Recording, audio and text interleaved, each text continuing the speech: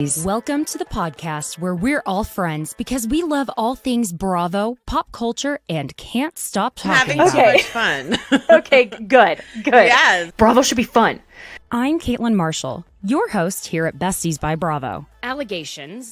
Allegedly allegations, where we're in a safe space to gossip, share our thoughts, and opinions. That girl's a liar. That girl's a liar. About the Bravo celebrities, shows, and celebs we love, hate, and that's when love Chef to goes, hate. Oh, suddenly now you're so religious?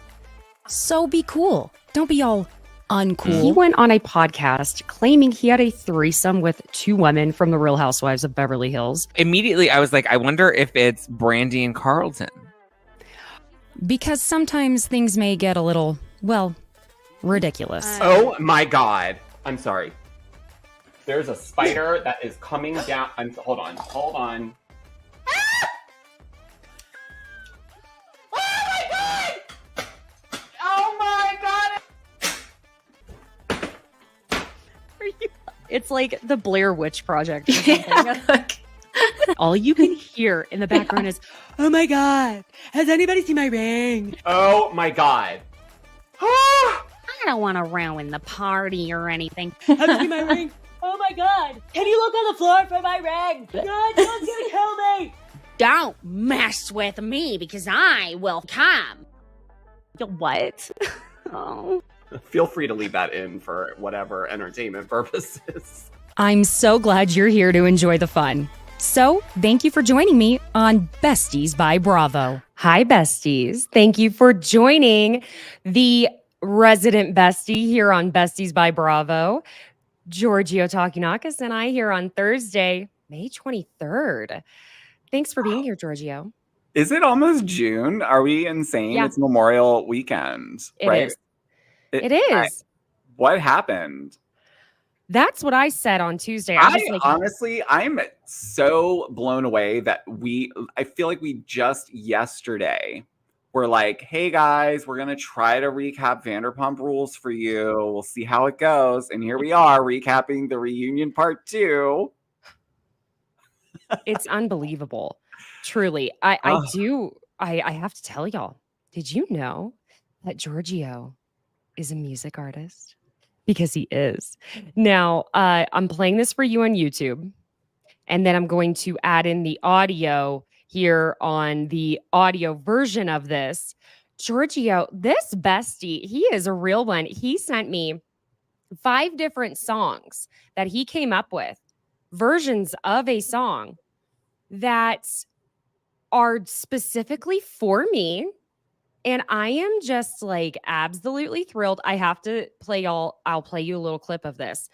Tell me what y'all think. Should this be the new intro? To the spotlight, it's the Bravo dream. Caitlin's got the mic, we live in the meme. From Bravo shows we crave to Bravo low Saturday night. Rock culture moment shining so bright. Love culture moment shining so bright. Yeah.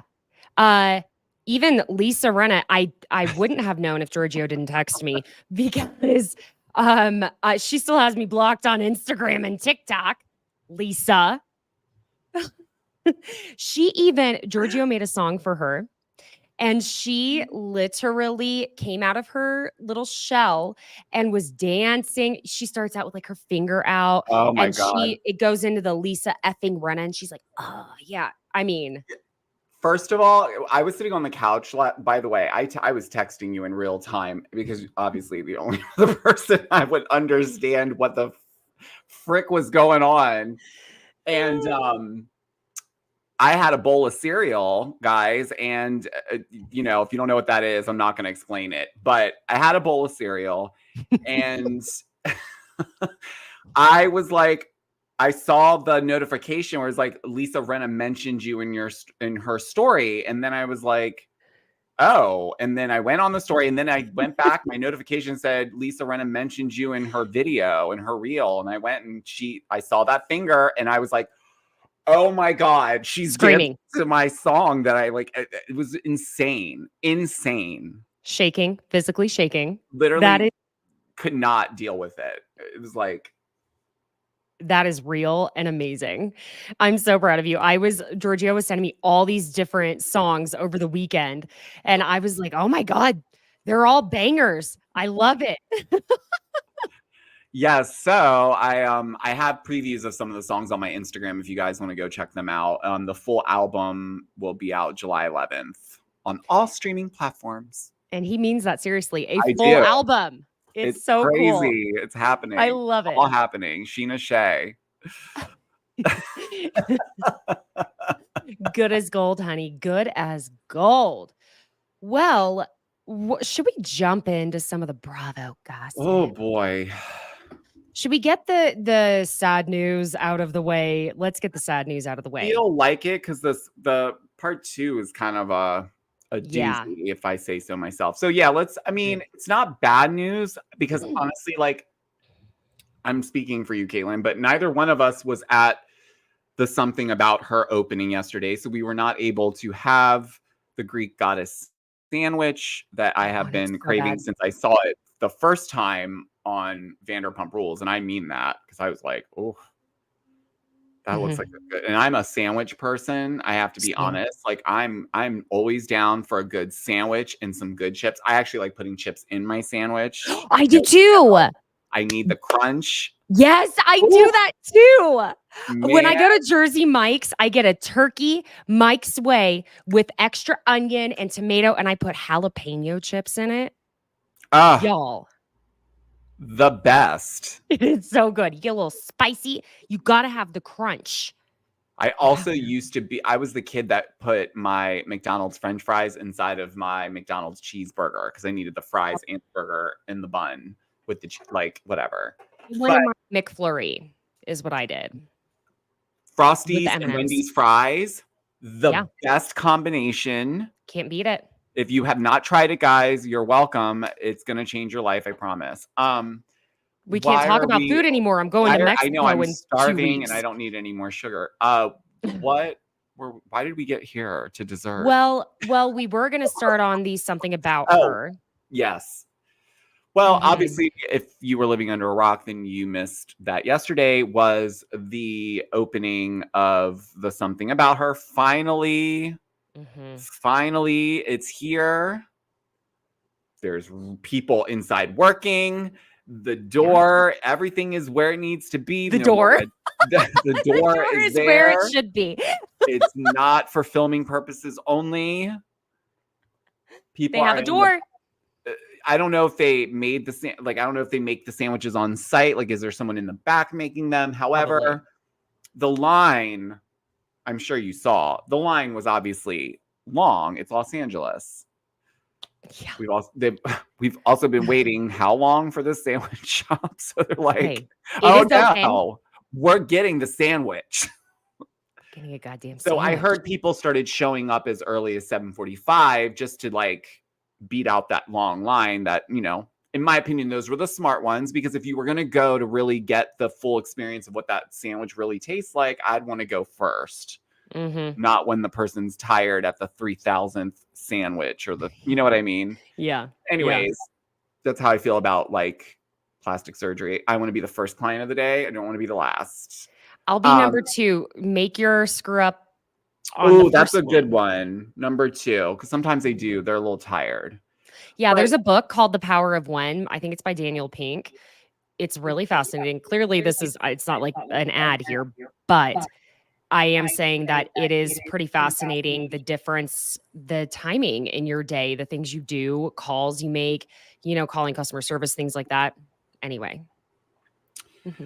Well, for the most part, it seemed like there was positive vibes around it. I didn't see anything about the food being bad or anything like that.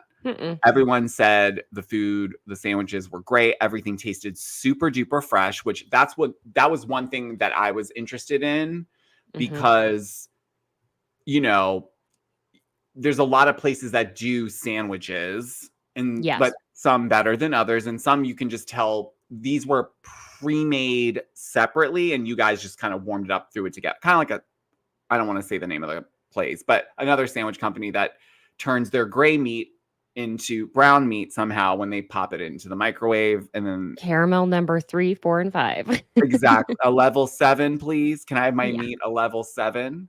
Mm-hmm. That's a color reference. Anyways. Yes. Oh no, I know.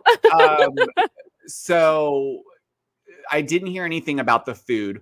I did see, I'm not going to say who it is, but there was someone who was I will say this, they were very, very excited. They pretty much documented the day around going to get the sandwich or, Something about her. Uh-huh.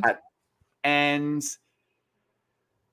I think it was maybe like 6 or 7 o'clock my time. So maybe no, it was probably after 4 Pacific time because they closed at 4. Mm-hmm. This individual who's documenting their day around going to something about. I'll say her name. Her name is Sarah Fraser, was posting about this. Yes.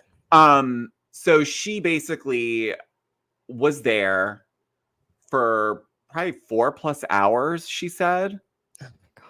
And the line wasn't moving because she pointed out that it probably wasn't the best idea to have press come at the same time as your grand opening because it's not the biggest space. It's small, yeah.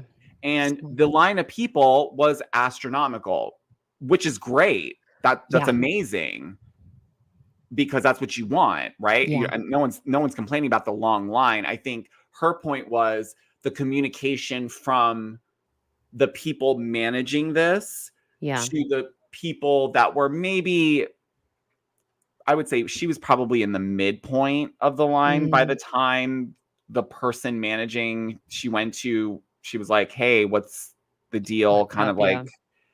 And they were like, yeah, we close at 4, so you're probably not going to be able to get a sandwich. And this was her account. I was not there, but she said that she felt like the service and the communication was not it. And she had a lot to say about it on her podcast. She dropped an emergency episode about it last night when she got home. That's intense. Yeah, I think she was probably just hangry too, because I think she would went be there, with an appetite because she wanted to try. I mean, she really did document how excited she was because I remember seeing it in the morning and being like, "Oh, this will be fun." Mm-hmm. She even interviewed a couple people that did get sandwiches, and that's how I know that people said no, everything was fresh, really good, quality sandwiches. But it seemed that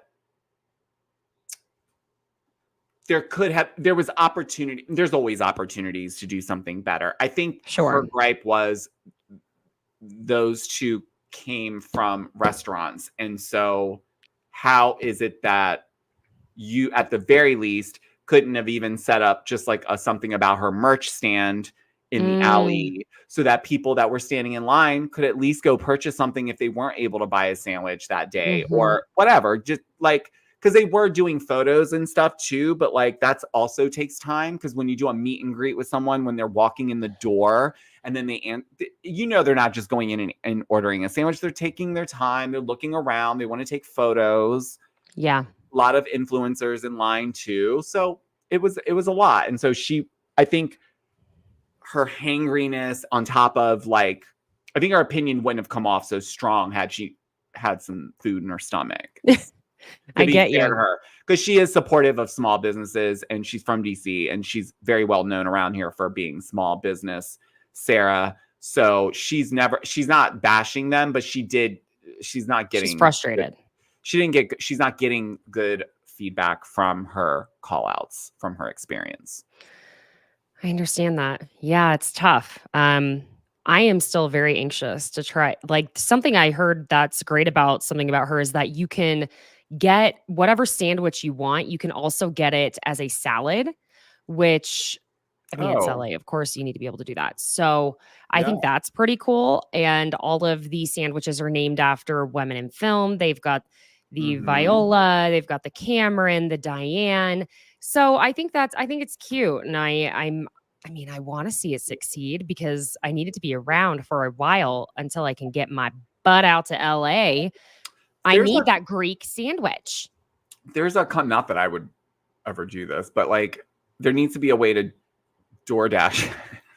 No, they said there was supposed to be some sort of collab with them, a nationwide collab. So if that happens, you better believe I will be getting all the sandwiches. And I will put all the chips in it. Yes, sir. Okay, so this is going to take another downturn, a Oh, much further dear. downturn. Katherine Dennis. Oh my God. Oh God.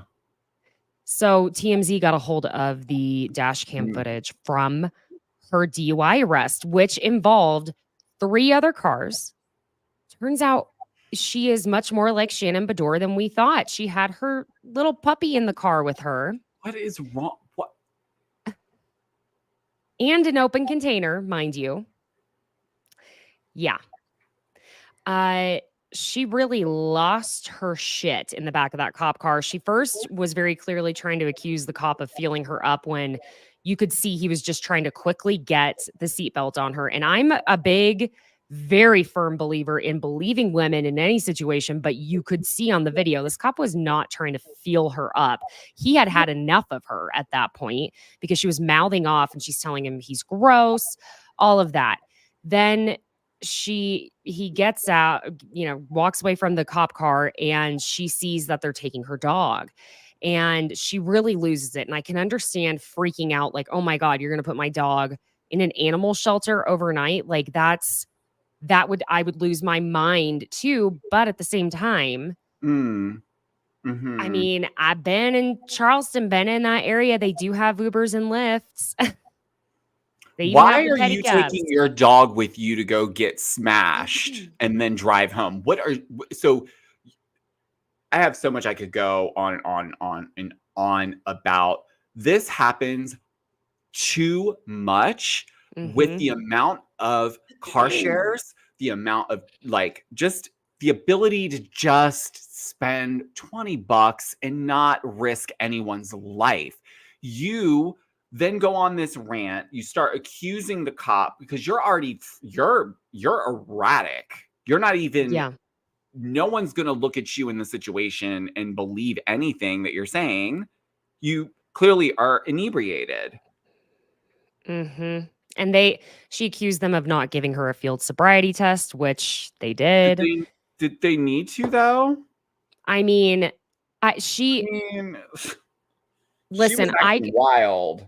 I could be sober as a judge, and I probably would fail a field sobriety test. No matter I what. would from being nervous because that would just be on the spot. Like I don't know, probably wouldn't even know how to say ABCs. Right, and backwards. Give me a break. Can't do that now. No, that's what my brain just went there, and I was like, Z. That's it. Z. X, W. Z. C. A. Like, how far back in the alphabet do I have to go? That's my next is song. It reversed? Like alphabet backwards, so people know it for the field sobriety. Yeah. Oh my God. And if they asked me the capital of a state randomly, I'd be like, what country? Gosh, I used to be so good at those. I forgot them now. Horrible. I can't remember. That was 4th grade. She also was saying in the cop car, like, oh, I know what's going to happen next. My ex is a felon. You should be ashamed of yourself arresting parents when they have children. You're not ruining my life. You're ruining my kid's life. No, baby girl. No. You're ruining your life. Your behavior. At what age, and I do have to point out, I think she has some severe trauma. Oh, yeah. And I think Thomas Ravenel, I don't think she will ever be allowed to say publicly probably the shit he put her through ever. I think that I want to note again, she was 21 years old and he was 50 years old. He was getting the AARP mailing newsletter at 50. So, again, that's not an excuse. I'm not trying to give her any excuses for this poor choice. However, I do want to point out that I think she just needs some real help, and I'm worried for her. I really am. Absolutely needs some time away to reflect. She needs the right people, and I don't necessarily think it's always therapy. I think she needs some spiritual coaching. I think she needs to go within and deal with that trauma, because it's impacting her in every this is what happens. This is why not to go off topic, but it's really important for everyone to really start paying attention to the things that trigger you and start like digging in, as uncomfortable as it is, because the sooner you do, the better it will be. Because if you don't, rip the it's Band-Aid, going to honey. show up in every part of your life until you do, and then you will just be spinning in misery. And that's what it looked like watching that video. She's in the darkest place. It was so sad. She's taking everything down with her, and it is subconsciously driven from the trauma and the deflection and the escape. But at the end of the day, you could have killed people and yourself. I mean, we don't even know what happened with the other 3 cars, so. Well, hopefully they're okay. Yeah. Because this needs to stop. There should be very much more strict consequences for this in 2024 when you have access to Uber and Lyft. I'm sorry. No excuses. We have the resources now. We do. I mean, at this point, there's no excuse. I just don't understand. And they accept pets. So don't pull that plug. Oh, I have my dog. No, I lived in New York City. I took my dog with me in every Uber and Lyft. I can't imagine that they don't allow that down there. She's not the only one with a dog. But why not leave your dog at home if you are going to be out for a few hours? That's what I mean. It's selfish behavior, not thinking, not, you know what I mean? Not because she doesn't want to. Nope. Okay. Another random thing. I am hearing a lot that Bravo is not happy with Jennifer Aiden to the point that they are planning on taking away that pasta bowl, spaghetti bowl. They don't hold anything, but taking away her main housewife status after this season, aka firing her. Not confirmed, but that is what we are hearing. I'm scared to even talk, Jersey. Scared. Frightened. Listen, call my mom. I can't tell you. There's lines to this stuff, you know, and unfortunately, I don't know if you've paid attention. She hasn't really been featured that much in the last couple episodes. Sure hasn't. And editors are working around the clock. They don't just edit all those episodes and leave it as is. We know they go back and tweak things depending on what these headlines and what we are talking about. No, you know what? By the way, let me remind everyone, you know that apartment that I told you now Kristen and Katie both live in, that I lived in, that building. I don't want to give anything away about where it is, but let me say there was a very, I don't know how to explain, like 2-story, but no, it wasn't even 2-story. I elevated 1-story office building right next to it. And I was walking to the store one night and I saw, this was like at 8 p.m. There was someone in there editing a Real Housewives of Orange County episode. Y'all, the way I was like gonna break my neck trying to see in this window. I just remember seeing Tamra Judge on the screen and I was like, oh. Let me just tell you, I would love to just have a B-roll of raw. I don't need the audio. I don't care. Keep the audio. I barely see. Want the raw B-roll footage of every single franchise of whatever season they'll give me, and I will stitch it all together and loop it on a TV screen in the background. That's your jam. I don't want to edit that.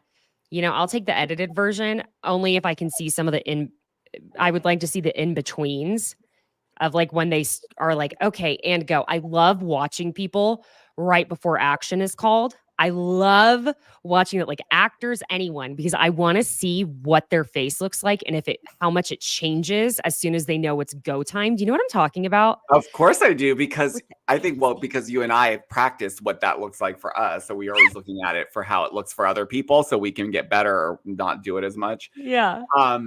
But of course, that's why I love the production side of it, because I love seeing, like, they do a really good job of this more and more. It just came out, new season today, Hulu's The Kardashians.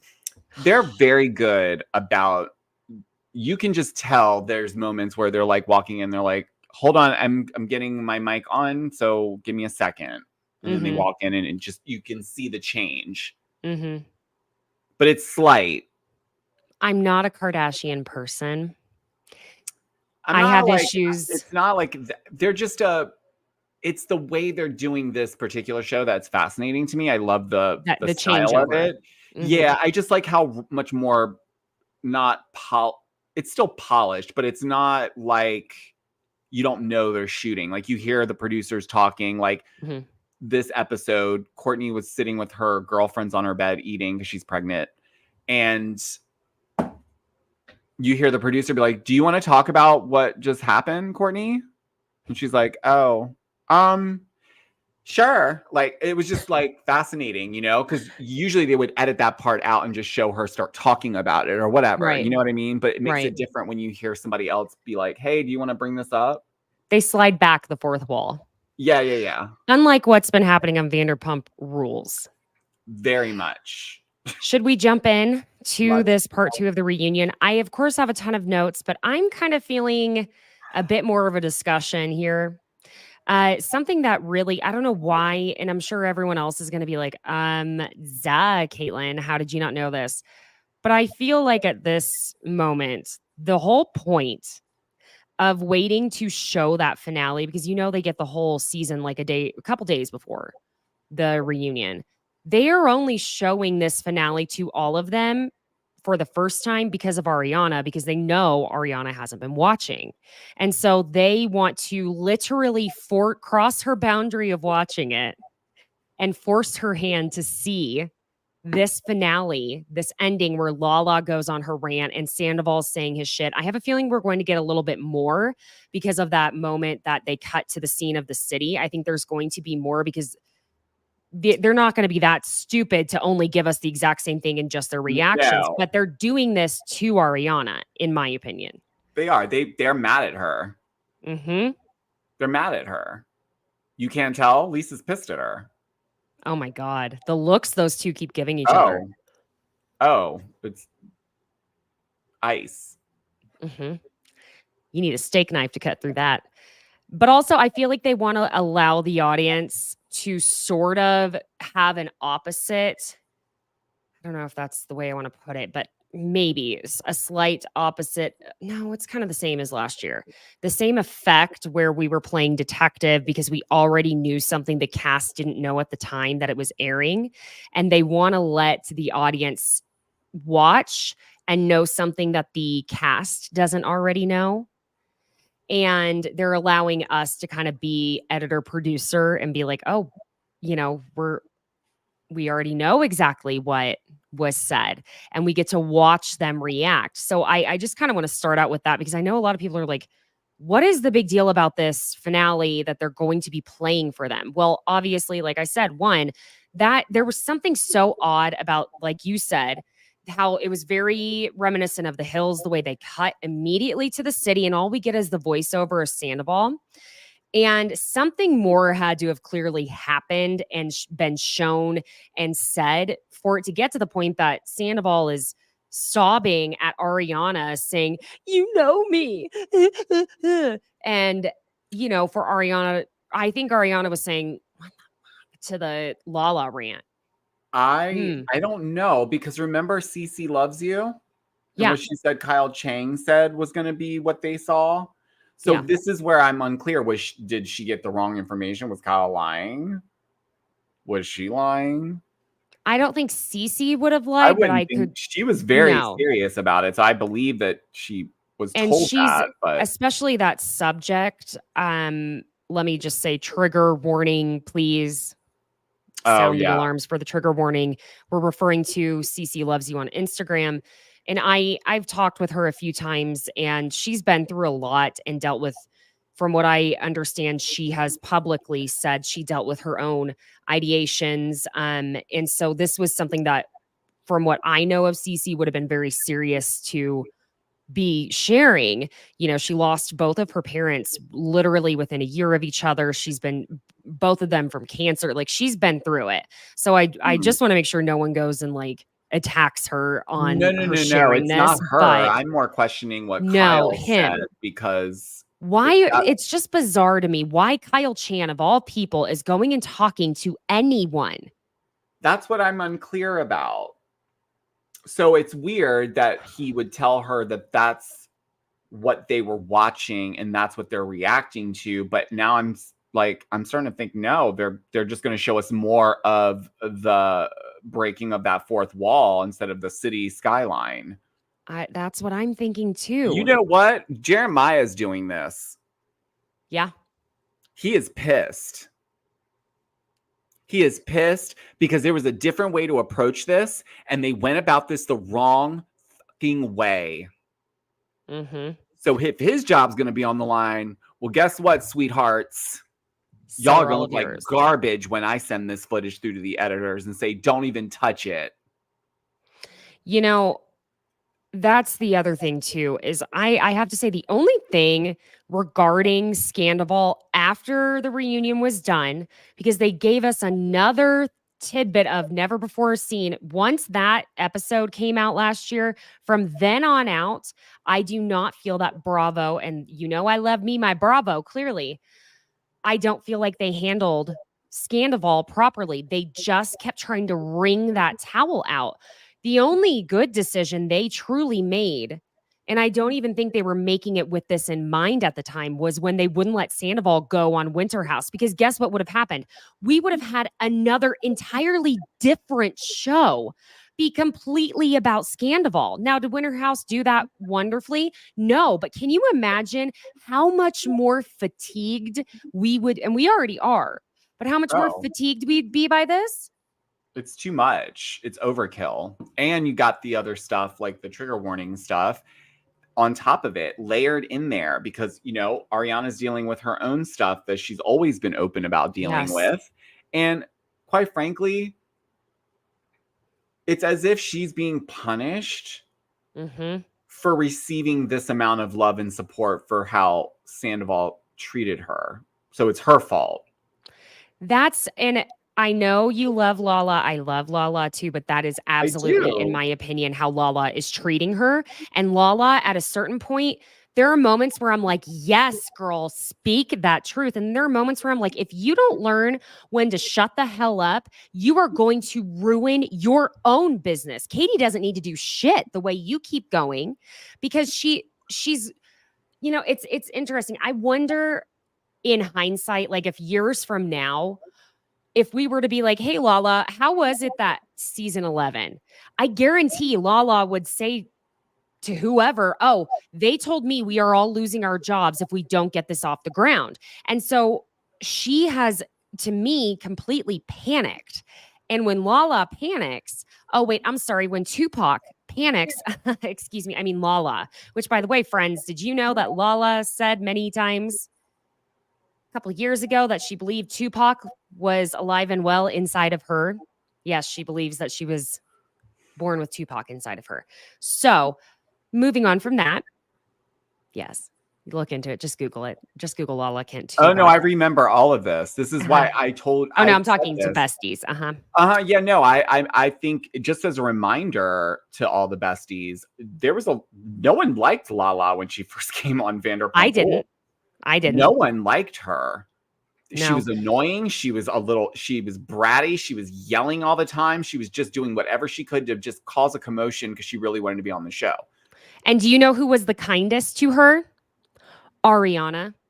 Well, Ariana was always the nicest to everyone because I think she felt uncomfortable coming in to the show. So she kind of empathized with anyone that was new to the group. She always gave people a shot.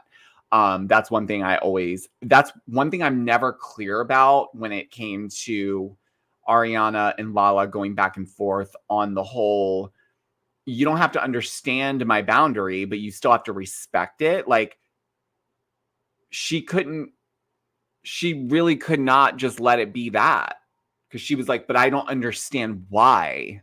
You don't have to understand why, LaLa. And I don't it's like- have to know all the ins and outs of your fucking relationship with Rand to respect that you said, I am cutting him off. I am done. That something horrible happened. You But know? hold on a second. Was it not LaLa in the season when Katie was like, I'm so confused by you? She's like, it's not my job for you to understand everything about. So you already know. So if someone's telling you, you don't have to understand my boundary to respect it, because that's a true statement. And you can absolutely, I don't even have to flipping like your boundary, but I still Exactly. have to respect it. Yes. That's actually a part of consent, is a boundary. I am not giving you consent. And I'm not just talking about like physical consent. Consent goes in a lot of different ways. And that is literally ignoring my lack of consent for you to cross this line with me. It's very simple.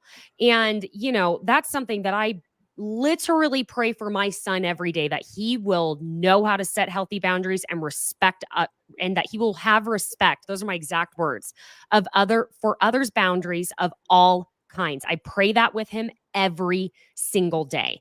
And it's a very simple thing that even I'm able to explain that consent type of thing for a 2-year-old. Why does LaLa need to have that? LaLa was pretty for the first until she decided she wanted to try and get back on Katie's good side. She was infuriating up until that point. It was up until right before Joe came out that she was really like, let's talk about this, okay? How, Ariana's saying, well, you're not speaking respectfully to me right now. And LaLa said, I've always been respectful of you. You're the one who wasn't respectful of me when Charlie was calling me the home wrecking whore and not a good enough hoe to keep the house when everything happened with her and Rand. And we got the flashback. And yeah, that would have hurt my feelings a little bit if I saw you laughing with someone saying something like that about me. But we also see Ariana be like, hey, do you not remember that we squashed this when we went to this plant store? And when LaLa says, yeah, but they didn't air it, so we're talking about it now. The way LaLa is making it clear she thinks that makes no sense is that she literally believes that any scene that is Grasping for straws. Grasping for straws. Yeah. I mean, First of all, Charlie's not even on the show anymore. So why are you bringing that up? Secondly, this isn't a fake world, dear. Yes, you may have she's filmed making the it scene seem and it like didn't that. show on the show. That doesn't mean that it erases from everyone's memories. No, but she it does was for like- LaLa. If it was a Because scene she's- filmed on camera, but it didn't air, if they cut it, that doesn't exist. But a conversation off camera exists. But this is why she lost me here. Yes. When she did that, how in the hell am I supposed to back you up, girl? With the Charlie crap? And then they show us the flashback from the plant shop where she apologizes and says, I should not have done that. I should have done this. Taking accountability. Full accountability. It was crazy to me. And I was like, wow, she thinks maybe they're going to edit that part out, like of her, because she was going on like we weren't watching. And they It just was let the cameras bizarre. roll. They didn't edit out at all. She was talking like as if she was talking to us. She was like, no, yeah, but they didn't air it. So yeah, I brought it up. I needed something. That's what it felt like. I needed whatever I could grab onto. What was the last thing that she did that pissed me off? Oh, she laughed when Charlie. I mean, truly. Okay, they didn't show the clip, but I'm going to bring it up anyway if she tries to come for me. Like, it's just. And the way Ariana stayed calm, because Ariana could see through the fact that LaLa was so desperate to have something to fight about at this reunion. And the thing is, we can all see through this literal transparency that it's just There's no depth to what LaLa is doing. And that's part of why we're so frustrated. She's angry about losing the income. Well, honey, sell the home in Palm Springs immediately. You don't need a fucking home in Palm Springs for you and your 2 kids, mom and brother, who is also very culturally appropriative with his dreads. So, girlfriend, get rid of that goddamn house. You don't need it. And then you can worry about keeping your home afloat where you do have your work. So it's just like she and Scheana. I mean, the best way to put this, everyone was filming a different TV show this season. Oh, 1000%. No one was on the same page. You know, it's like Scheana thought it was the Scheana show and the Scheana and Sandoval redemption arc show. LaLa thought it was going to be all about her and all these businesses and her fertility journey. Then Ariana, I think, thought it was going to be about how she's thriving. Katie thought it was going to be about the sandwich shop. Joe came on thinking it was going to be about Joe and Schwartz was just kind of along for the ride. And Sandoval just thought it was his redemption arc. James and Allie were just like, hey, we're going to take the check. We're good. We're happy to be here. But I mean, and Brock was also there again. I'll do whatever I got to do, whatever Scheana tells me to do, I'm going to do to get my paycheck.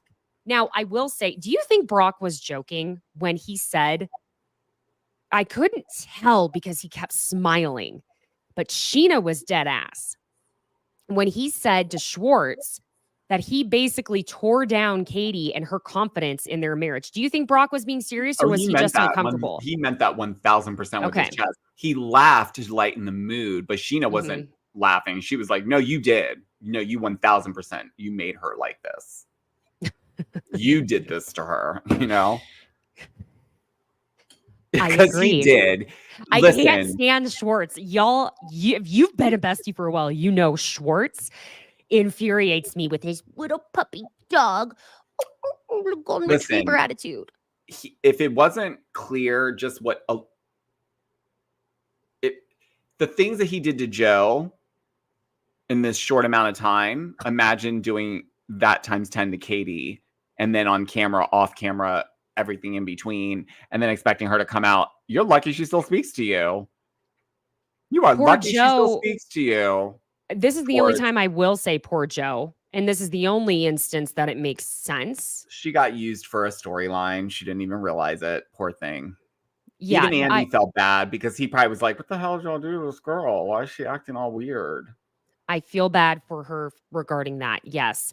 But I think you and I are also on the same page about this, maybe. Because I know you didn't mind Joe on the front end of this season.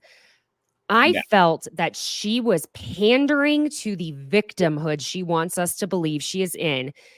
The way I felt like she was squeezing out tears, getting very, like, I believe she was very nervous. And that is, so sorry. My allergies still, y'all. My voice, I'm like, it's hanging on by a little tiny thread. Maybe the same type of thread that was holding that ridiculous weave in on her. I'm sorry, I don't like to talk about people's looks, but that's something she could change in less than 10 minutes. Take the weave out, girlfriend. You are a hairstylist. What was that rat's nest? It wasn't even styled the way it needed to be to give that frizzed look. It made me insane. She kept flopping it around. No. And the earring, I was so sick of her picking just take them off. We know you don't get glam like this. She has a beautiful face and bone structure. I wanted that hair up and back. Body. She's she's actually a pretty girl. She is naturally. It's not about that. It's not looks. It's just it's not her vibe, and it's just whoever they hired or whoever she hired knows it's not her vibe. So whatever they did would be a hell of a lot better than what she would have did. So they just half-assed her little she should have gone to Anthropology.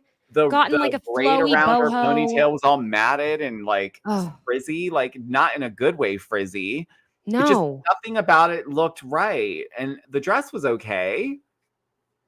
It was better than what I thought it was going to be. I'll be honest, because it was the way she was dressed in her interviews. I was like, oh God, if this is how you get dressed up, girl, don't come to the reunion. I would have liked to see her in some sort of ethereal, simple, flowy boho type of dress. Yeah, but that And doesn't that's go it. with the vibe of how everyone else was dressed. Nothing about her goes with the vibe of everyone else to begin with. Go ahead. That's true. She should have just came in and wore a hat and sweatshirt and been herself. It would have Jenna been Lyons fine. came into the reunion with her jeans on. Mm-hmm. That's Joe's true. not Jenna Lyons, to be fair, No. so she wouldn't get away with it. No, she wouldn't. It wouldn't look the same. Would not look the same. This is the thing. I loved, like I said, LaLa took a turn for the better as soon as it was right around this time that Joe and Allie came out. And thank you, LaLa, for bringing up how incredibly bizarre it was that of all people, Joe goes and stays with Schwartz when she's needing to couch surf. I thought he was just like an acquaintance, right? That you didn't have a crush on while he was married, right? She had those Google alerts going whenever the divorce separation thing came up. That's why she immediately texted Katie. Oh my God. She was like, robot, alien. Oh my God. Beep boop. I can't believe it. I'd have to text Katie about Justin Bieber. I have to text her and make her think everything's okay, and then I'll go to Schwartz. And then I'll tell him I'm moving and I need a place to crash. Oh, Bring my dog and my backpack and my hat. he will never be able to resist me. It's also difficult to feel bad for her when she is constantly, which again, she still has me blocked. God, so many people blocking me. Yes, Joe blocked me. I'm blocked by Jen Shaw. I'm blocked by Lisa Rinna. I never even talk about Jen Shaw, so it's bizarre. But anyway, yeah, Joe has me blocked. She blocked a bunch of people. It's like the new blocked by Jax. It's blocked by Joe Wenberg. But she's constantly going on these lives and having temper tantrums and hissy fits and, stop going on the lives when you can't handle it, Joe. I understand if you can't handle it. That is really hard to handle, people coming at you. So that is understandable. But then why do you keep doing it over and over? She knows what she's doing. That's what I'm saying. You know why? And it all sealed the deal for me when I saw her video of her walking to her car in a garage with 5 million things in her hand and being like, hey guys, guess what? Don't have my key fob. So now I have to find the key and show you guys how I actually get in without the fob. And then she puts all of her things on the ground and plops her like boho like sacky leather bag on the ground, and she's just digging away and digging away and digging. And it's like the first thing that came to my mind was like, my God, this is exactly the video they're going to show in the safety video. If you are a woman walking to your car in a garage, don't do this. And did you see her attempted promo with Aveda? No. She posted this video of her walking on the beach with 2 blow dryers as the cords are flapping behind her. Oh, I have that video. I downloaded it for a later meme. I was like, this could be good for something. And she tagged Aveda as a partner and they didn't even end up accepting it. Well, why would they? What does this have to do with the Aveda? Because also this was the thing too. You're not, first of all, Joe, you're not Chris Appleton. You can't just make a random video and tag Wella and they're going to be like, oh my God. Well, because whenever it's brought up like, oh, do you feel like Schwartz was hiding you? Things like that. Now he's got a girlfriend that he talks very publicly about. And I found it odd that the first thing out of her mouth in response to Andy saying that was, I don't need the publicity. No one said publicity. He was asking publicly, like, not just online, not just like, if this is what you consider to be living your real life, you're not immediately going to go to the public about it. You're going to be like in all the groups of friends that, out and about in Los Angeles, things like that. What do you mean? Like, what do you mean, Joe? Oh, I don't need the publicity. But that's the thing that confuses me because she tries to, I don't know if it's a put on or if that's just her personality. She's just strategically doing this because she knows that it's getting her attention nonetheless. But I don't think this show is going to move forward with the season 12. in my opinion. It really, No. now with the finale ending the way it did and the way things are playing out here, where are we going anyway? What are you going to do in season 12? They're not. They're not. What's the story? Something about her? Now, I will say this, and a lot of people got upset, but someone pointed out, like, there was a theory going around that if season 12 doesn't happen, then Ariana's just going to go off and do her thing, and that's going to leave Katie to run the sandwich shop by herself, and she's not going to even have the show to have like that nice, that finally have her moment on the show, because to be, she, like, I didn't even think about it like this, but Katie's really been kind of dicked over in terms of storyline. Yes, and she pointed that out. She pointed that out without smashing that fourth wall about how she was so screwed over last year for nothing, for it to be a cover for Sandoval and Rachel. Yeah. I mean, my God. And you're right. Like, Katie, we can't even make it to season 12 for Katie to just have one solid season to promote the sandwich shop and get a good, solid foundational presence out there. So now it's going to end like this, and all we know Katie for really is how shitty Schwartz was to her and how mad she became from it. Like, do you know what I'm saying? Like, I'm not saying that's how she'll live her life. I'm saying no. That's unfortunately the edits and the last season stuff. I would be burning the house down if I knew that was really what was going on. Oh my God. And you guys played me like that? Y'all know me and my 6 foot deep holes that I keep in the backyard.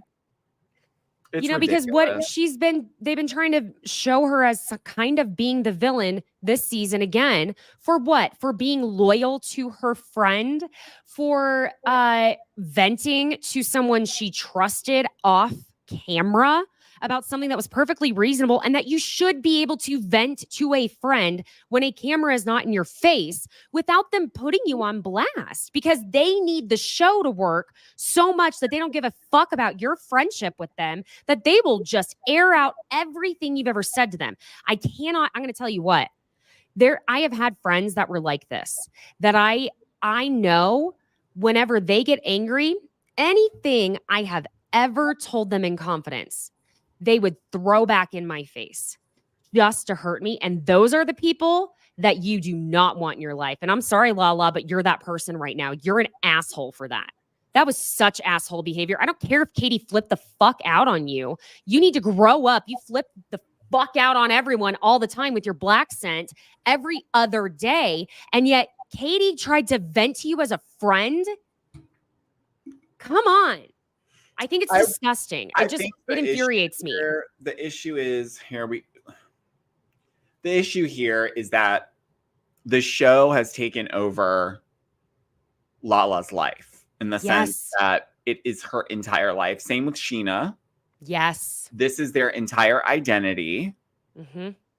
And to be fair, it is for all of them because this is how we know them, right? So it's not like they were somebody's before the show and this is just part of their legacy. But the difference with the rest of the cast that also probably see the writing on the wall, but are staying true to their own integrity to whatever degree they can outside of an edit, is LaLa does have an established business.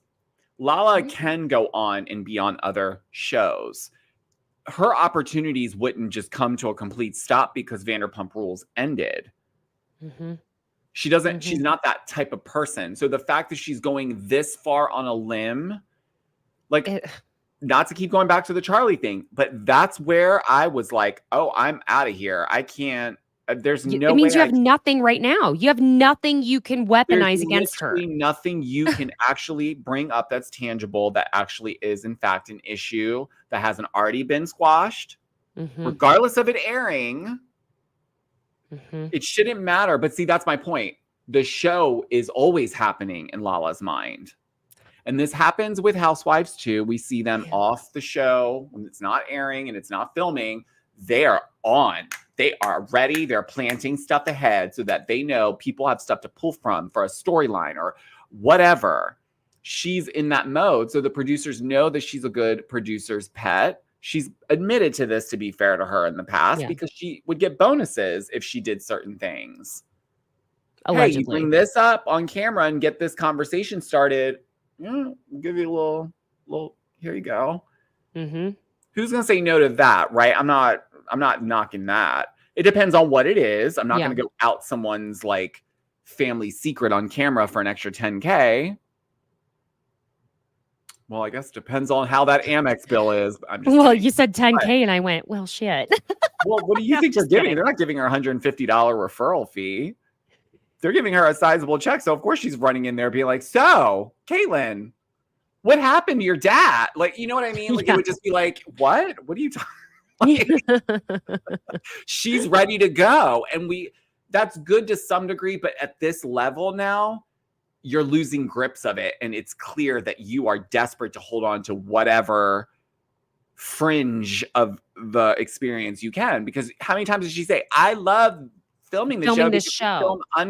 We have uncomfortable conversations that we're forced to talk about. And I love it. You force uncomfortable conversations unnecessarily sometimes. And I mean, you know, this part of the reunion wasn't all that like crazy to me. They're Although, saving it oh for my God, February. Allie Luber with some shade though. Y'all think you guys think Allie. Y'all keep playing around with Allie and think that she's that sweet little girl next door that's baking cookies. No, she's not. when Andy asked her if she was now thinking she was closer to being ready to getting married and having kids, I mean, she's only 28 years old, but she said, no, I mean, it's not the most inspiring group, to be honest. I was like, oh, I was like, let me rewind that a second. I'm saying though, y'all wait. You wait. She knows exactly what she's doing.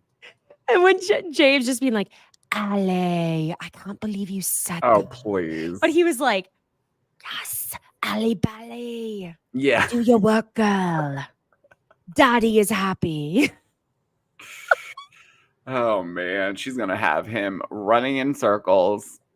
That was so we won't funny. be able to see it though, because there won't be a season 12, unfortunately. So unless James and Allie pop over to the Valley, which I don't think that's gonna happen. Oh my God. Could you imagine James and Jax trying to get along on a show like that? I mean, they're in the Valley, but man, those people over there on the Valley are like, we hit the perfect sweet spot to start this show. Oh, man, did they ever? Good thing this didn't premiere during Scandival. Oh, would have been screwed. That's why I'm sure. Yeah. Y'all, that wild. I mean, really, not a whole lot else happened. Katie did kind of apologize to Joe. And there was something she said that like, so I feel like Georgio, knowing you is one of my besties. I'm like, you have this really outgoing, sweet, gregarious personality. And then there's this other part of you that is exactly what Katie said, where she was like, I don't really like a lot of people and I don't believe in being nice to everybody. I was like, this is why I respect Katie at the end of the day. Me too. Like, if I saw Katie, and she probably would cuss me out, but I would respect her for it because I'm like, good. You would. You know why? Because at least now when I walk in a room, I know where I flipping stand with you. Yes. And 9 times out of 10, when that's happened, I end up becoming friends with that person. Oh, see. It always works out that way. So that's why I do respect Katie, and I do empathize on the fact that she kind of is getting the shit end of the stick at the end of the day in terms of storylines and edits and the way, if it is in fact ending. Listen. Where's her wrap up? Like, where are you wrapping her? Oh yeah, she opened up her sandwich shop. We didn't film it, but I have to tell you, from the very first time I ever went on someone else's podcast, oh my gosh, I need to double check the name of his podcast now. And yes, this is his real name. It is not his fault. They didn't know who this person was when they named their child this, but my friend Jeff Epstein, he's on Instagram. The very first podcast I ever went on was his, and we were talking about Vanderpump Rules. He's such a sweetheart. He's hilarious. I love him. I've never interacted with him, but he is so funny. I don't know if he even knows how funny he is, or maybe he does. He has this like, that's just him. In a negative way. It's like this awkward, socially awkward, like comedic relief that he offers to certain things, or he goes off on a rant sometimes. And you're Yeah, like, I think it's the way I view it is Jeff is very like, it's not even like he's being so serious. He's just telling you like that is his truth right no, there. he's being for real though. Yes, that's it. Like that's the best way to put it. He's being for real. And I remember the pandemic happened like maybe less than a month after I went on his podcast. This is how long ago it was. And I was defending Katie then. So I have been saying this for so long. And I'm like, finally, people are seeing Katie is not a monster. Could she be an asshole when she was drinking, especially in her 20s? Hell yeah, I could be a huge asshole when I was drinking in my 20s. I still can if I get to that point. Which, please. listen, there is no such thing as tequila Caitlin because she doesn't exist. She died a long time ago. But I didn't drink tequila back then, but it was. I love a spicy margarita though. If it's made just right, oh my gosh. I can only drink those in Mexico. I'm about to go to Mexico and I'm scared. Like I've never really left the country if we want to be real. And it's depressing. I'm so excited. But I went on a cruise when I was 16 on a Carnival cruise. Yeah, I know. And you are going to love it. I'm Puerto Vallarta. Yeah, we went to Oh God. I forgot where all we went, but I had two of my girlfriends with me and my parents, and we were one of the ports we stopped at. You could choose your activities, and one of them was a beach day, and I was like, I want to go to the beach. Do you know where my precious father forced us to go? The Mayan civilization ruins. 3 16-year-old girls. Yeah, because that's exactly what you guys feel like doing in Mexico. Well, you will love it. You will love it. I will tell you, beach club is where it's at. That's the only way you're going to have a good beach experience. Okay. There's tons of them in Puerto Vallarta. What? We're going for a wedding. Oh, got it. You're just in and out. Kind of, but I wanted to make sure we had like one day before and the day after. So are you going to have a beach? Do you plan to have a beach day, or are you just going to just sightsee? No, I'm not going to go sightseeing. I want to be on a beach. Well, then make sure when you get there, you book a beach club on the day that you're planning on doing it. Okay, thank you. Sorry, friends. Side notes. Oh, sorry. if you're We're planning- live. You guys don't care about this. I'm like, hey, See, this is the problem, George. Get the traveler agent on the line now. Giorgio and I literally forgot we were live for a second. I'm so sorry. This is the way we just talk. Oh yeah, Vanderpump Rules. That's what we were doing. Oh my God. We did end with James telling Sandoval to eat a dick and Sandoval being like, you eat a dick, dude. What a lovely way to bring this show to a close, because I mean, I love when James stands up for the girlies. I really do. We do know when Sandoval's saying to him, though, I'm not even going to say the things I've heard about you. Look, let's just go ahead and call it out. There are very much alleged allegations of DV regarding James coming from Kristen Doty, coming from Rachel. So again, we believe women here. And I don't know, not a lot has been given. And so that's what Sandoval is alluding to. And I think what got James so hyped up after he was trying to call him out for Sandoval saying that he deserved to be a part of the animals' lives too, because Ariana did pay their adoption fees and it sounds like she took care of them the most. And she's the one that was taking them to the vet and doing those things. And James that's was a like, no-brainer. If I'm doing all the upkeep and the work and the taking them to the vet and making sure they're eating and making sure they're scheduled for their thing, you best believe hoppity skip. When I leave, they're leaving with me. And if you're nice, you might get visitation. But if you push me, you'll never see them again. Yeah, it would be that. Another reason why not to have children, because I would use them. Get your notebook out. Yeah, write that out for yourself. Weaponize children against ex-partner. 237, I believe, is the number you're on. 238. Oh, 238. I was close. I just want to make sure we keep things organized. But Need you know, reminders. I like that James was standing up for Ariana in that moment saying, dude, you had no problem when Rachel took Hippie, and that was the whole thing. So while you were pretending to be Hippie's secret daddy, getting your Pishka deal, you know, whatever.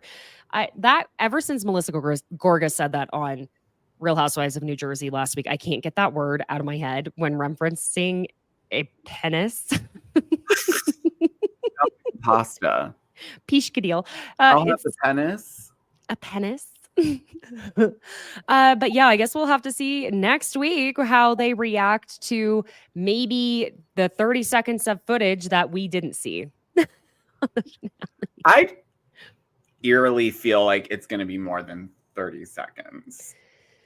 We'll see. Because Andy said, did you see the last 10 minutes of the finale? Well, we're not going to be sitting there. Well, I don't know. Maybe. That's a good point. We'll see. We will see.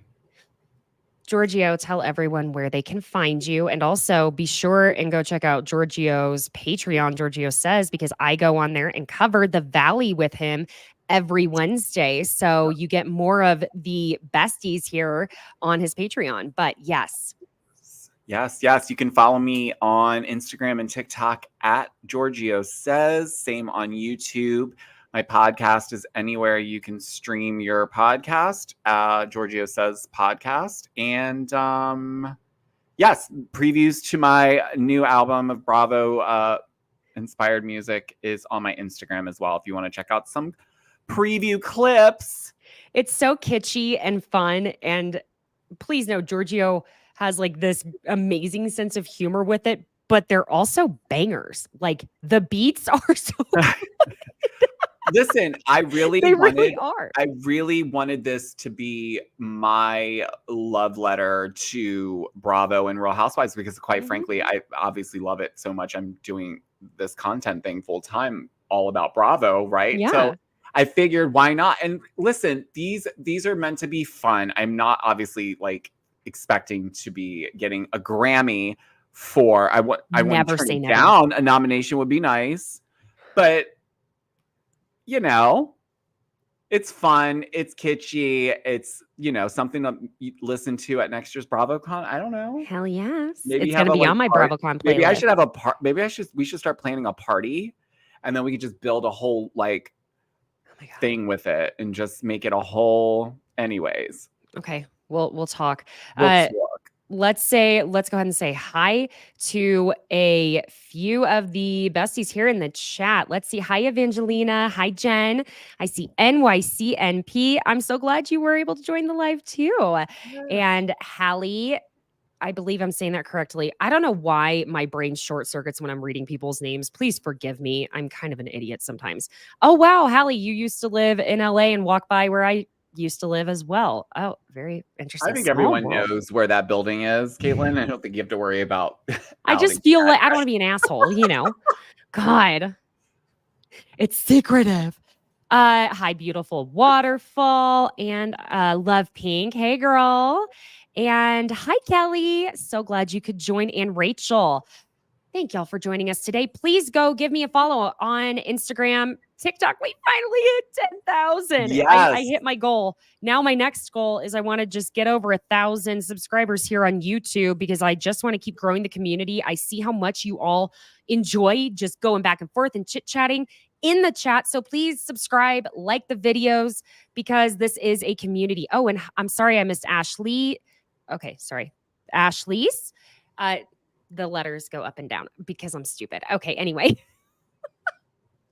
We're old, I guess, because I'm like, I need my glasses sometimes because I can't even see that far away and it screen's not that far. Problems.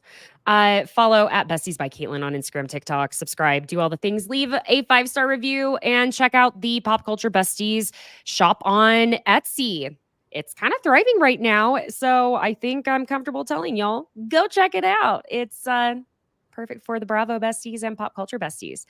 I will see y'all Tuesday at 3:30 p.m. Eastern Standard Time, 12:30 p.m. Pacific, where I will be talking about Summer House and Bravo gossip. So you all have a wonderful Memorial Day weekend. I will be taking notes for our Thursday or Tuesday chat, and I will see y'all then. Thank you again, Giorgio. Of course. Bye, besties. Bye.